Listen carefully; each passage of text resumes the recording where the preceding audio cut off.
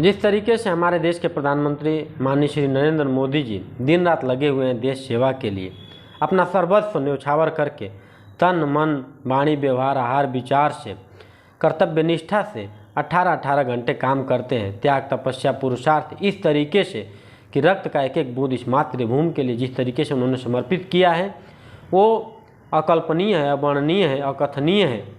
उसका वर्णन नहीं हो सकता, उसको शब्दों में व्यक्त नहीं किया जा सकता।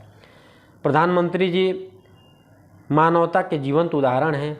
व्यक्ति नहीं व्यक्तित्व की पूजा करो, चित्र नहीं चरित्र की पूजा करो, मानव नहीं मानवता की पूजा करो, मनुष्य नहीं मनुष्यता की पूजा करो।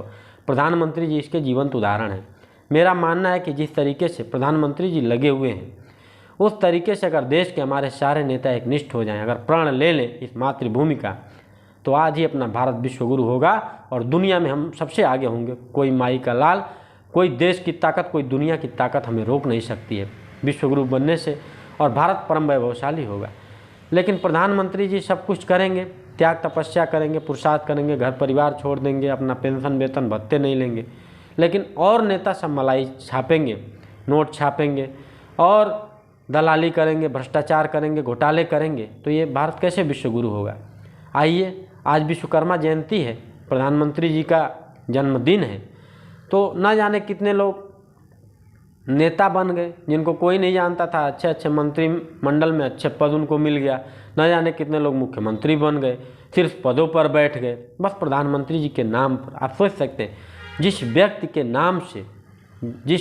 नाम से एक आभा मंडल ही खिल जाता है, जिस व्यक्ति के नाम में एक व्यक्तित्व नजर आता है, जिस मनुष्य को देखते ही मनुष्यता नजर आता है और जिस मानव को देखते ही मानवता नजर आती है, उसका भी भला क्या कोई वर्णन कर सकता है, उसका भी क्या कोई कमी निकाल सकता है। हो सकता है राजनीतिक मतभेद के कारण कई बार हम लोग प्रश्न पूछते हैं, पूछना भी चाहिए। सत्ता में जो पद पर रहेगा उससे प्रश्न होता है, चाहे राम रहे हों चाहे कृष्ण रहे। जब ये लोग सत्ताधीन थे तो इनसे भी प्रश्न हुआ, तो प्रधानमंत्री जी भी सत्ता पर आसीन हैं तो प्रश्न इनसे होगा ही होगा।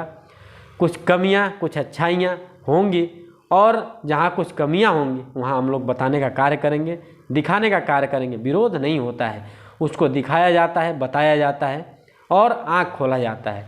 मतलब जो कवि हैं, लेखक हैं, पत्रकार हैं, उनका कर्तव्य यही है कि सच को दिखाया जाए, सत्य को दबने से बचाया जाए। इसलिए मेरा मानना है कि प्रधानमंत्री जी के नाम पर जब भी चुनाव आता है सारे नेता उन्हीं के नाम पर वोट मांगने में लग जाते हैं। अरे कुछ अपना भी तो व्यक्तित्व बनाइए। आपकी माँ ने भी 9 महीने गर्भ में ढोया है, आपके भी प्रधानमंत्री जी के तरीके से 2 हाथ हैं 2 पैर हैं और शारीरिक बनावट संरचना एक समान है।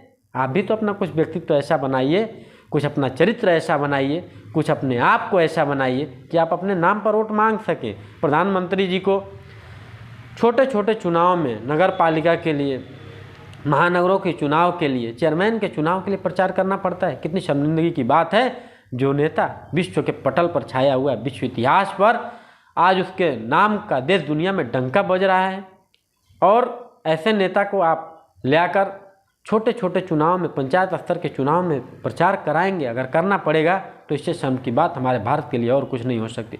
इसके पहले भी भारतीय जनता पार्टी थी, भारतीय जनता पार्टी नहीं जीती है।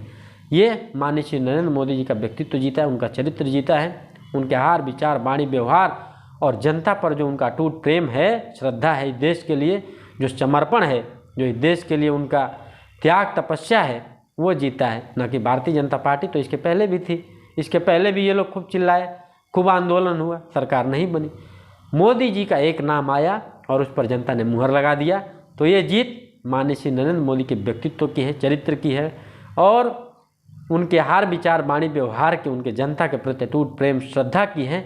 इसलिए आइए हम सब मिलकर आज संकल्प लेते हैं इस विश्वकर्मा पूजा के दिन और माननीय नरेंद्र मोदी जी के जन्मदिन के दिवस पर कि हम सब भी अपने आप को उन्हीं के तरीके से इस देश के लिए, इस समाज के लिए, सभ्यता के लिए, संस्कृति के लिए, भारत के लिए, भारतीयता के लिए, संविधान के लिए, तिरंगा के लिए, अपने ऋषि मुनियों के लिए, वीर वीरांगनाओं के लिए, देवी देवताओं के लिए उसी तरीके से हम समर्पित रहेंगे, संकल्पित रहेंगे और देश को आगे बढ़ाएंगे।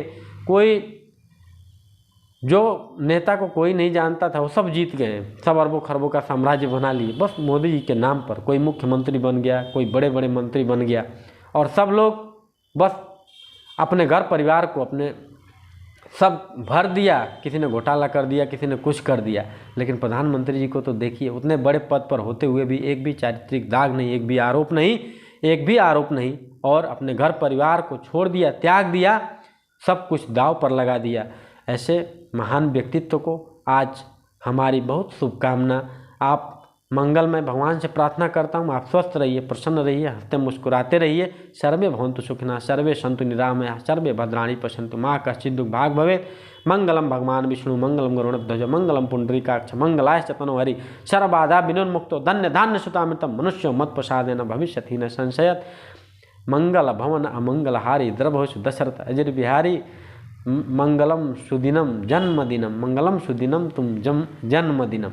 इस तरीके से हम लोग प्रधानमंत्री जी को आइए शुभकामना भेजें, और शुभकामना के साथ साथ इन नेताओं को आईना भी दिखाएं जो प्रधानमंत्री जी के नाम पर उछल कूद करते हैं, वोट मांगते हैं और अपना साम्राज्य बढ़ाते हैं। इनको शर्म आनी चाहिए कि एक व्यक्ति के वजह से आप पदासीन हो गए, कुर्सी पर बैठ गए, पद बढ़ गया, आपका कद बढ़ गया, नहीं तो आपको हिंदुस्तान में कोई नहीं पूछता। आदमी की तो बात छोड़िए, जानवर तक नहीं पूछते। अब इससे ज़्यादा नहीं बोलूँगा। वंदे मातरम, जय हिंद, जय भारत। अगर भारत को बचाना है तो इस देश में 1000 मोदी जैसे नेता बनाना है। वंदे मातरम, जय हिंद, जय भारत।